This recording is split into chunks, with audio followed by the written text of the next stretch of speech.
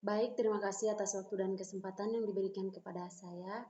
Perkenalkan, nama saya Melania Saviomono, NIM 21020200042 dari Fakultas Ekonomi dan Bisnis Prodi Manajemen semester 5. Di video kali ini saya akan membahas tentang kurs mata uang. Kurs mata uang adalah satuan yang digunakan untuk menentukan nilai mata uang suatu negara. Yang pertama ada jenis kurs mata uang. Di jenis kurs mata uang terdiri dari 3 bagian, yaitu kurs jual, kurs beli, dan kurs tengah.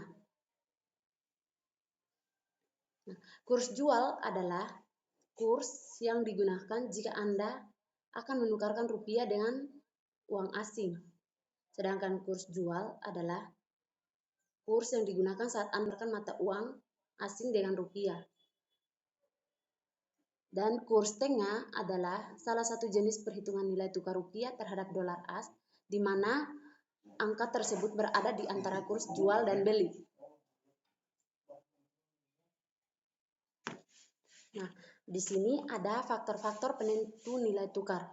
Faktor-faktor penentu nilai tukar terdiri dari 7 bagian. Yang pertama ada inflasi, yang kedua ada suku bunga, yang ketiga neraca perdagangan, dan yang keempat utang pemerintah, kelima spekulasi, keenam risiko politik, ketujuh pertumbuhan ekonomi. Nah, di antara ketujuh faktor-faktor penentu nilai tukar ini adalah inflasi. Inflasi adalah biasanya negara-negara dengan inflasi rendah akan melihat nilai tukar terapresiasi mereka.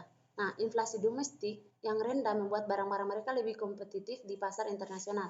Ekspor cenderung tinggi dan permintaan mata uang domestik akan meningkat. Nah, yang kedua ada suku bunga.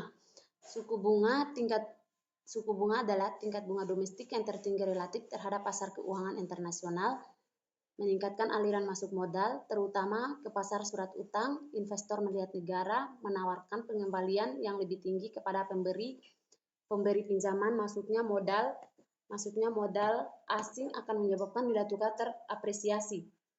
Nah, sebaliknya juga suku bunga yang lebih rendah cenderung menyebabkan nilai tukar terapresiasi. Nah, di sini adanya modal keluar dari negara tersebut dan pergi ke negara lain yang menawarkan pengambilan lebih tinggi. Dan yang ketiga ada neraca perdagangan. Neraca perdagangan itu seperti yang telah dijelaskan sebelumnya, perdagangan internasional membutuhkan pembayaran. Nah, pembayaran ini melibatkan pertukaran mata uang, oleh karena itu neraca perdagangan mempengaruhi nilai tukar mata uang domestik. Jika ekspor lebih impor atau surplus perdagangan, permintaan untuk mata uang domestik meningkat. Akibatnya mata uang domestik mengalami terapresiasi.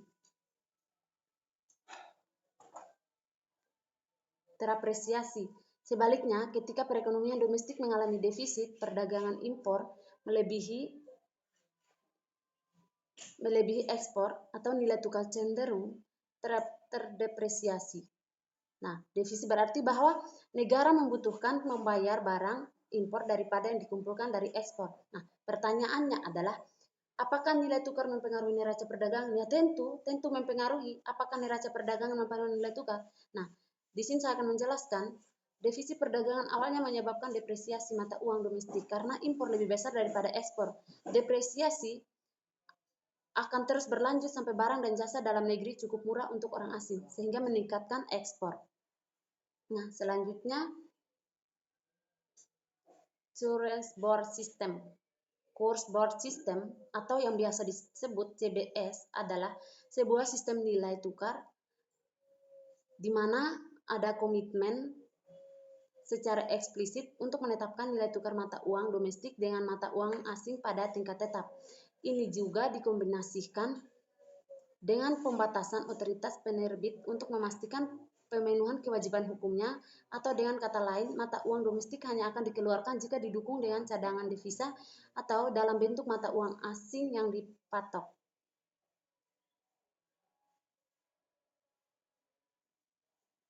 Nah, di sini ada ciri-ciri utama sistem CBS atau yang disebut Course Board System. Nah, ada terdiri dari 3 bagian. Yang pertama ada Pemerintah secara eksplisit menyatakan komitmennya untuk menjaga nilai mata uang dengan mata uang negara lain dengan nilai tukar yang tetap. Dan yang kedua, setiap uang lokal yang diedarkan harus dijamin sepenuhnya dengan cadangan devisa. Dengan begitu, setiap perubahan cadangan devisa akan sama-sama mengubah jumlah uang beredar atau uang primer. Misalnya, jika cadangan rupiah meningkat 100 miliar untuk menjaga nilai tukar rupiah terhadap dolar pada 1 rupiah, maka sama dengan 1 dolar. Maka cadangan devisa juga harus meningkatkan 10 miliar. Dengan begitu nilai tukar rupiah terhadap dolar tetap. Dan yang ketiga, tidak ada kebijakan pembatasan devisa selain menggunakan mata uang lokal. Terdapat juga negara yang menerapkan CBS atau yang sering disebut cross-border system, menggunakan mata uang asing sebagai uang beredar di negaranya, misalnya menggunakan dolar Amerika Serikat. Sistem ini sering disebut dengan dolarisasi. Slide berikutnya, sistem moneter internasional. Nah, sistem moneter internasional adalah pengaturan dan kebijakan keuangan negara secara menyeluruh, termasuk standar nilai uang serta peraturan tentang ciri dan sifat-sifatnya. Dan ada fungsi sistem moneter.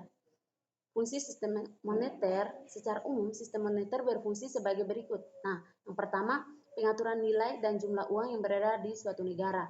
Yang kedua, mengendalikan laju inflasi. Yang ketiga, mendorong stabilitas ekonomi suatu negara. Yang keempat, memperkuat perekonomian negara secara umum. Yang kelima, menentukan arah kebijakan keuangan suatu negara. Dan yang keenam, mengendalikan tingkat suku bunga. Dan yang ketujuh, memajukan perekonomian suatu negara. Oke, baik. Terima kasih atas waktunya. Mohon maaf jika ada kesalahan kata. Salam.